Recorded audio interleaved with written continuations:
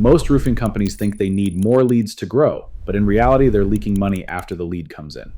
In this video, I'll show you the exact process above average roofing companies use to create confidence, close more deals, and keep customers happy after the sale. So if you do these things consistently and do it faster than your competition, you're going to see the revenue go up. So yes, there's your initial lead response. Now, a lot of people want an automatic text reminder or some kind of automatic text response that goes out when a lead fills out a form, or an automatic email. The problem is anybody can go buy an $80 tool off the shelf and get something that will do an automated lead response, which means that it's no longer something that makes you stand out. It's just the bare minimum. And so the customer does not feel like they've moved any further towards solving their problem because they got an automatic text message that says, hey, thanks so much for your interest in filling out the form. What time are you available? It's going to sound like every other person that they inquire with. They want to talk to someone who can demonstrate competence and give them a feeling of confidence that they found the right roofer. Other one is the appointment booking, right? Getting that appointment booked and then a confirmation of that appointment. Then the 5 minutes away notification. When you're 5 minutes or half a mile away, letting them know that you're almost there. This is big. Then the job walk video. I've walked around the job site and shown the homeowner what's going on. I did this in every single roof sale I ever did. I always did a ground video, a roof video, and if the homeowner wasn't home, I would send them the quote with a presentation video, like a Loom video, doing virtual sales. It took me about 3 minutes per video, so it added on like 9-10 minutes to every estimate. But during COVID, when we couldn't meet people face to face, this was already such a part of our behavior that we killed it during COVID. And I actually flew around the country teaching other people how to do this. So the job walk video, super powerful touch to add to your process. Then presentation, right? You got to present your findings to the customer. That's an obvious touch that everybody's probably already doing. Then you have your post-inspection follow-up call from your inside sales. So we talk a lot about inside-outside sales. That call 10 minutes after the outside sales leaves, where the inside sales just communicates with the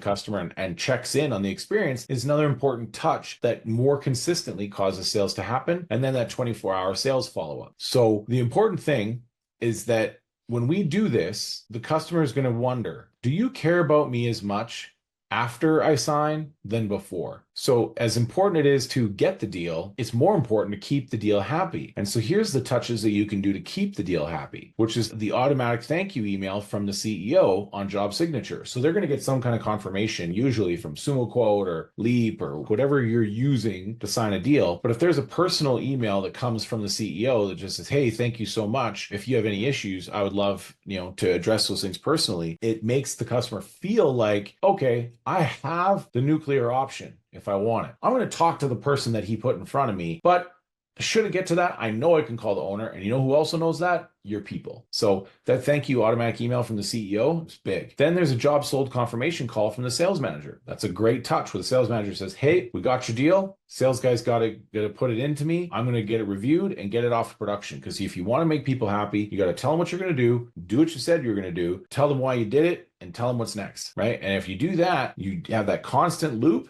They're just going to always know what's going on. They're never stuck in no man's land. No customer should ever end up in no man's land. Then once you do have the sales manager review the job file and then they hand off to production, and this can be an automated email that just says, hey, thank you so much. I'm the production manager. I've received your file. We're going to get you on the schedule. I got to do a bunch of things. The next step is I'm going to be doing a job schedule call with you once I've, confirmed that I can get the material, blah, blah, blah. Then it's like, okay, I'm ready to schedule your deal, your roof. We're probably going to do you in the 3rd week of April. It's weather dependent, but that gives you a rough idea as to when we're coming. Great. When we're 2 weeks out, I'll give you another call. So if you're booked up 6-8 weeks, then 2 weeks out, you have another touch, right? Now you can automate this as well because it's like when the install date is less than 14 days away, send this email, send this text message. This is another really good touch because it lets them know, hey, weather dependent still, it could rain the day before you're getting your roof done, but we're about 2 weeks out. Then the day before, install call. So it's like, okay, I've confirmed it's not raining tomorrow. Yes, we're coming. And that could also be a day before install email and text message, but you do want to call. You want the email and text message because yes, not everybody picks up their phone all the time. Now, this is where the above average stop. Everything that we're doing here, if you're doing all this,